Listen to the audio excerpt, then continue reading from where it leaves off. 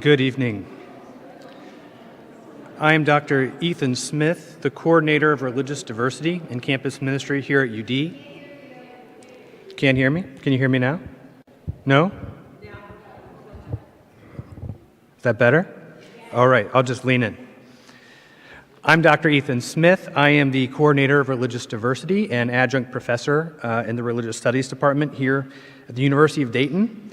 And I welcome you all and thank you for choosing to attend tonight's Remembrance. Kristallnacht, the night of broken glass, is the name which describes the night of November 9th, 1938, when the Nazi regime unleashed a planned and coordinated violent rampage against Jewish communities across Germany and Austria. The pogrom destroyed Jewish businesses, synagogues, sacred books, and human lives. The victims of this violence were themselves blamed in the way the Nazis portrayed the events as spontaneous outbursts of popular anger against the Jewish people. Kristallnacht is generally viewed as a critical step in the furthering of the Nazi policy that led to the Shoah, or Holocaust. Tonight, we will hear from a survivor of the Night of Broken Glass, Dr. Renee Friedman, a local leader, author, and founder and director of the Dayton Holocaust Resource Center. We will take moments to reflect in song, performed by the World Music Choir, and observe the fullness of silence. We conduct this solemn remembrance as a summons to vigilance for the human family as we recall a dark moment when many failed to speak on behalf of their neighbors and friends. Here we strive to be a people united in our common humanity, people created in the image of God who are interconnected, responsible for one another. We strive to be people united across race and creed to end every form of racism, hate, and destruction of human dignity, including anti-Semitism. Now more than ever, we strive to be a people who can do nothing less than hope, even when peace seems naive. Tonight, as we remember the millions lost in the Holocaust, we ask God to summon us with courage to act, individually and collectively, so that the human life may be radically valued everywhere. We begin our prayer by lighting candles of remembrance. We light 7 candles for 6 million Jews and 1 million others who died with them at Kristallnacht and in the subsequent program of genocide, that they may not be forgotten.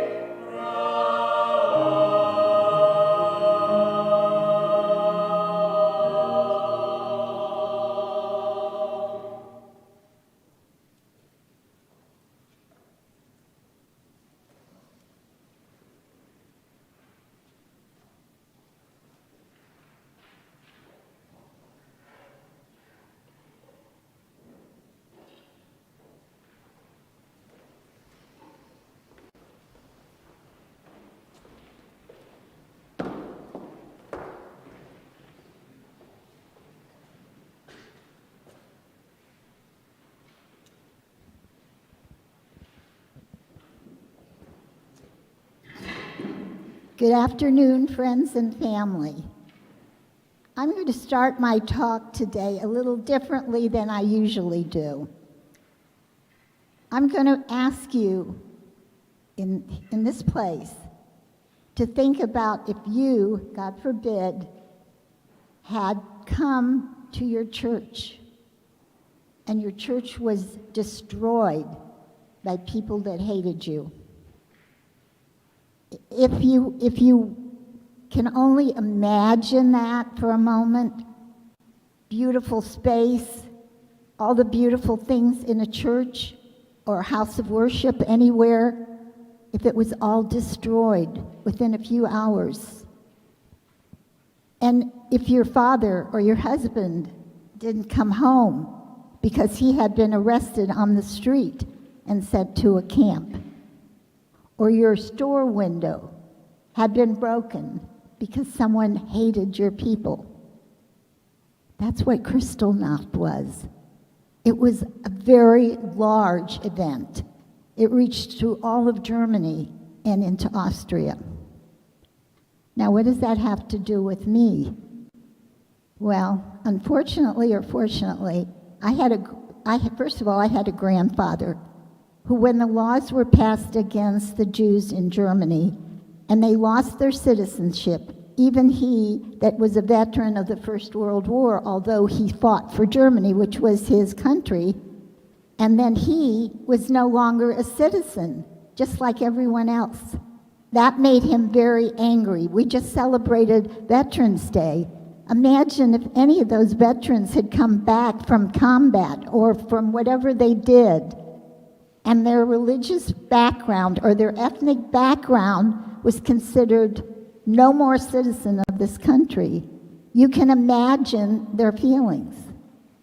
But what really brought my grandfather to decide to leave the country of his birth and his family's going back a very long way, maybe hundreds of years, was that someone dropped a rock on my baby carriage from the apartment where we lived in Frankfurt.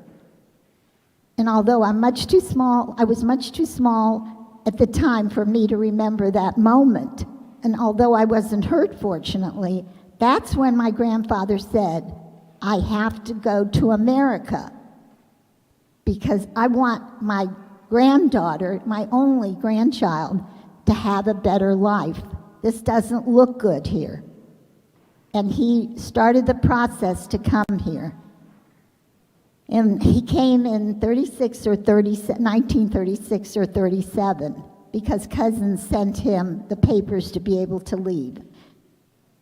And then he turned around and wanted to bring my grandmother, his wife, who let him go to the United States alone. Many families wouldn't let one person go. And that's why there were so many more that were killed. And then my grandmother, my parents, and he had to find someone to sign papers that said when we got to this country, legally, as citizens, not citizens, but got to this country, that we would not be a burden on the United States government. And that was had to be signed by an American citizen, but not just signed. He or she had to give their earnings, their lifestyle, how many children they had. In other words, most of their life story in order to be able to perhaps sign for 4 people. So his cousins that brought him here went to an office where they thought they could sign papers for us, and they were told, well, you don't earn enough to sign for 4 more people. That was arbitrary. Every office there made its own decision about having those papers signed. And so a miracle, I would say a miracle, a person who caused a miracle, my grandfather was led to this person by the name of Eugene Rich in New York City. And he was not very rich, but he was wealthy enough to sign the papers for 4 people. And I'll tell you something, the older I got, the more I realized that this man, along with my grandfather, saved my life and my family's life But more than that, they became a person who made a difference in my life. Don't think for a minute that a 2-year-old would have lived through that very far into that time. And don't think I can tell you that when we finally left, because we left earlier than the plan was. Our ship wasn't leaving till the beginning of December. This was the 9th and 10th of November. And so my father was warned by a non-Jewish friend. He said, get your family out of here sooner because they're going to come for you. You've been against the Nazi government, and he had. So we were able to, my parents were able to pack up quickly and go to the train station with me, and that was my first memory in life. That train station in Frankfurt with the high glass ceiling, and that's what I remember, and somehow being on the side when the train came in, that sound and that feeling have never left me. And so, because some people were kind enough to give us a signal that it was time to leave, that's when we left. There's a lot more to the story, because we left behind my grandparents on my father's side. My other grandfather also served in World War I, also was a decorated soldier. He did not think that things were going to get worse. And so he was refusing, more or less, for him and my grandmother to leave.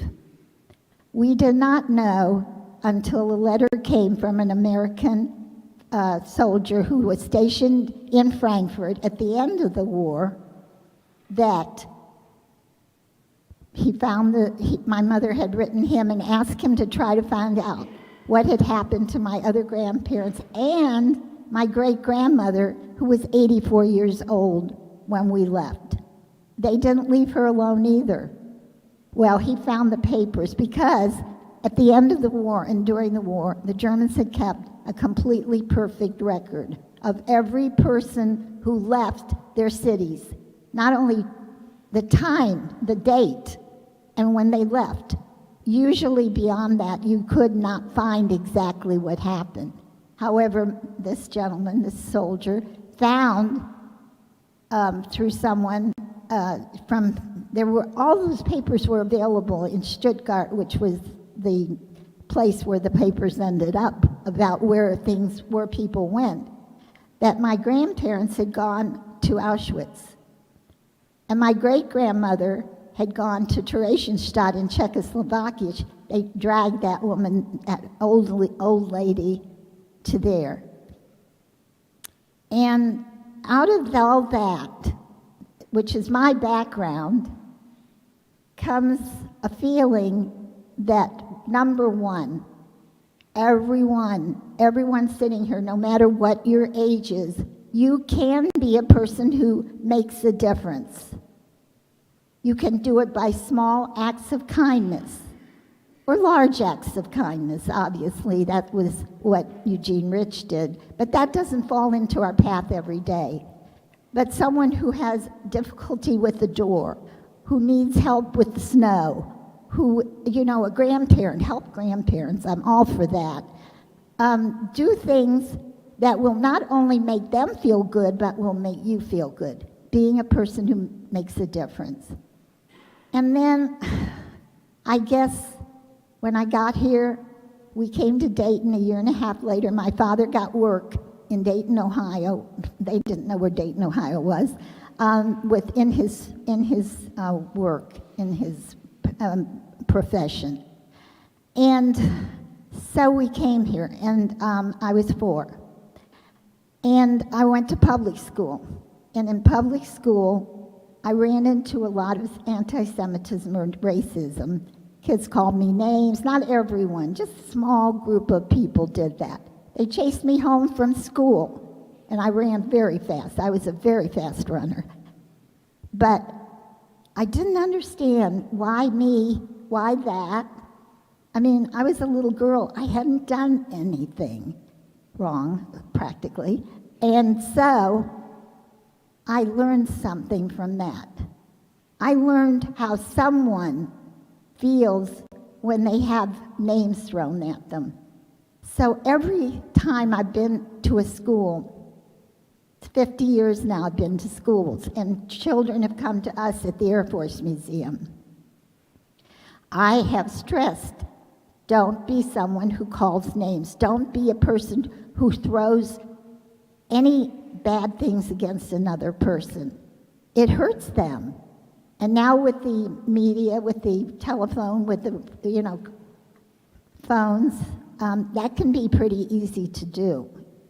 And it's not right. It's very wrong.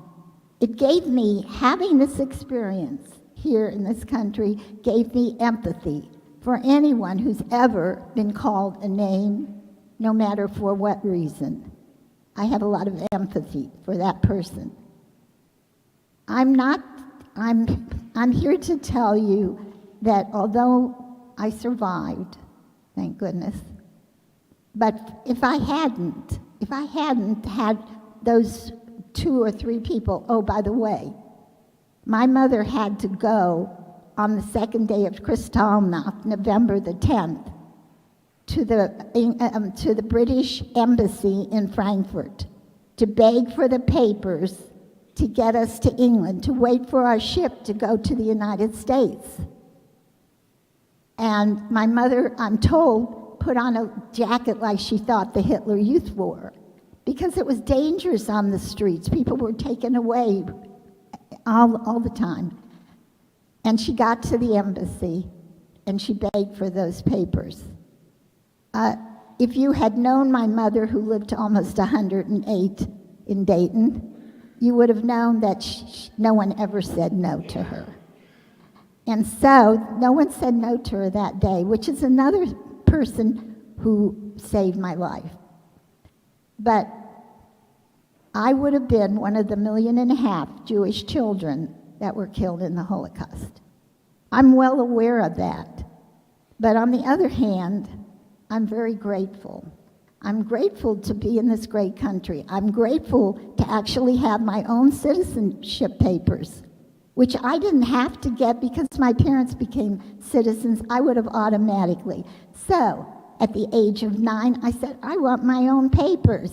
And I studied with them. And I went before the judge here in Dayton, just me alone.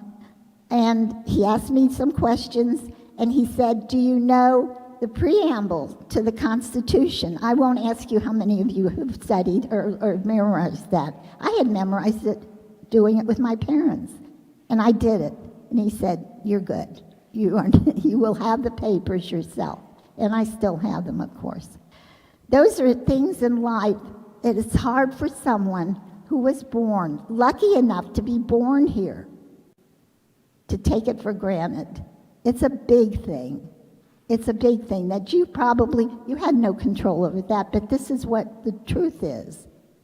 Had there not been this terrible thing that was directed at the Jews called the Holocaust, I probably would have ended up in Frankfurt or somewhere there. And if there was peace, that would have been fine, I guess. But nothing could compare to my living in this country. Nothing can compare. That's the truth.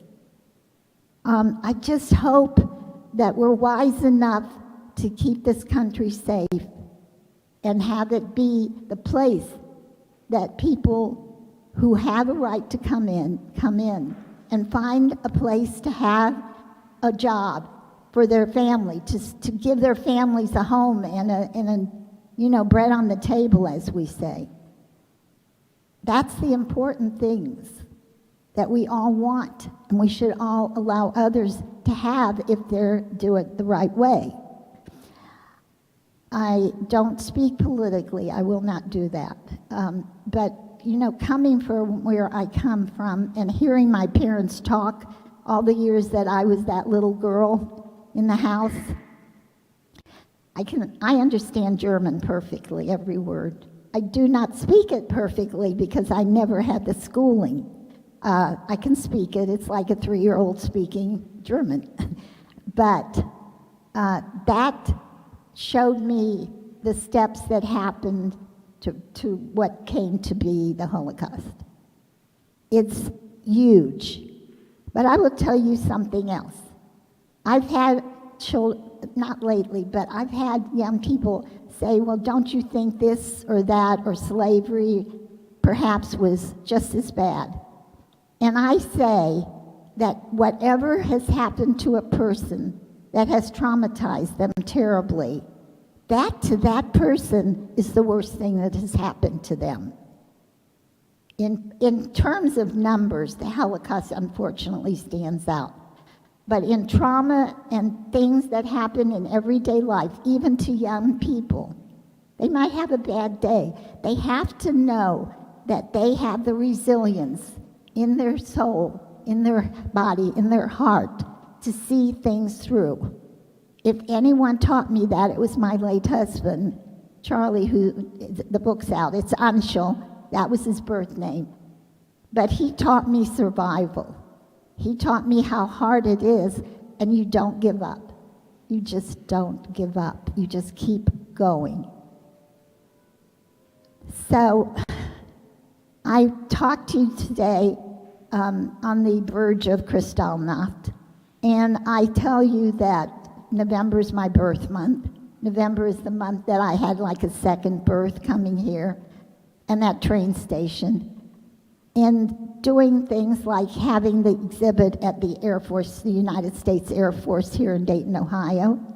There is a picture there of one particular synagogue, a Jewish house of worship in Mannheim, Germany, before and after Kristallnacht. And you can see what horrible things went into what caused that horror in that particular one house of worship, and multiply it by many houses of worship. My uncle, my father's brother, was arrested on that night, and we left. My father did not get to say goodbye to his parents, which I think he always hurt him inside. But when we got to England, he found out that his only brother had been arrested. And somehow, I've heard the story, but I can't even imagine, he found someone who had power in England and took my father to the bank. My father put most of the money, which wasn't huge, into the bank to ransom my uncle out of Buchenwald.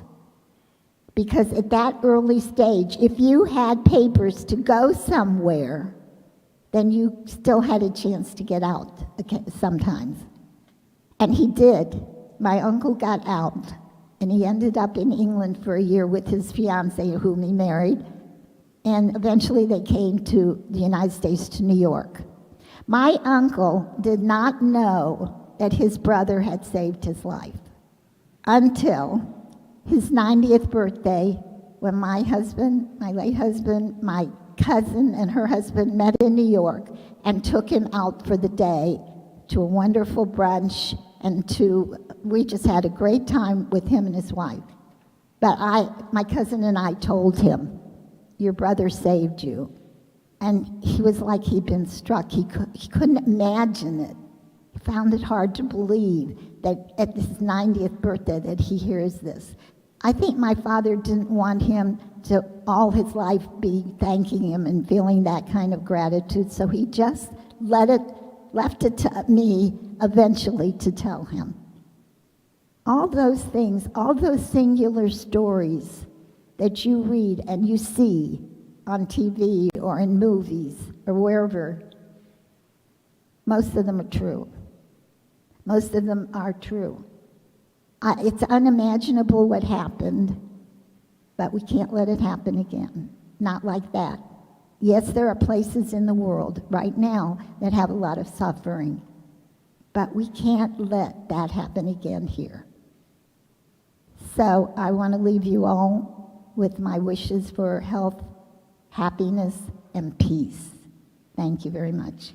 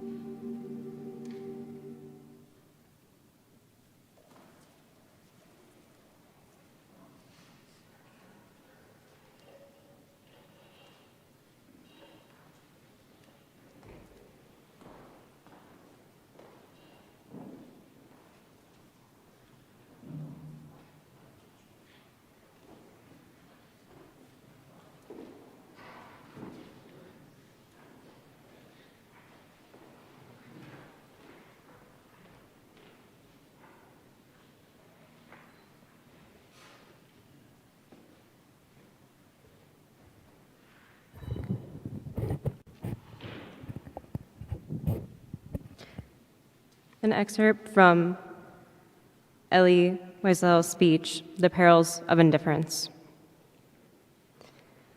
What is indifference?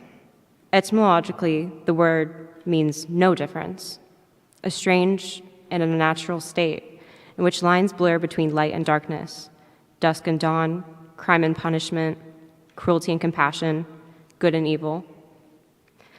Of course, indifference can be tempting, more than that, seductive. It is so much easier to look away from victims. It is so much easier to avoid such rude interruptions to our work, our dreams, our hopes. It is, after all, awkward, troublesome to be involved in another person's pain and despair. Yet, for the person who is indifferent, his or her neighbor are of no consequence, and therefore their lives are meaningless. Their hidden or even visible anguish is of no interest. Indifference reduces the other to an abstraction. In a way, to be indifferent to that suffering is what makes the human being inhuman. Indifference, after all, is more dangerous than anger and hatred. Even hatred at times may elicit a response.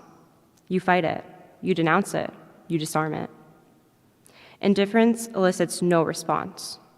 Indifference is not a response. Indifference is not a beginning, it is an end. And therefore, indifference is always the friend of the enemy, for it benefits the aggressor, never his victim, whose pain is magnified when he or she feels forgotten. The political prisoner in his cell, the hungry children, the homeless refugees, not to respond to their plight, not to relieve their solitude by offering them a spark of hope, is to exile them from human memory. And in denying their humanity, we betray our own. Indifference, then, is not only a sin, it is a punishment.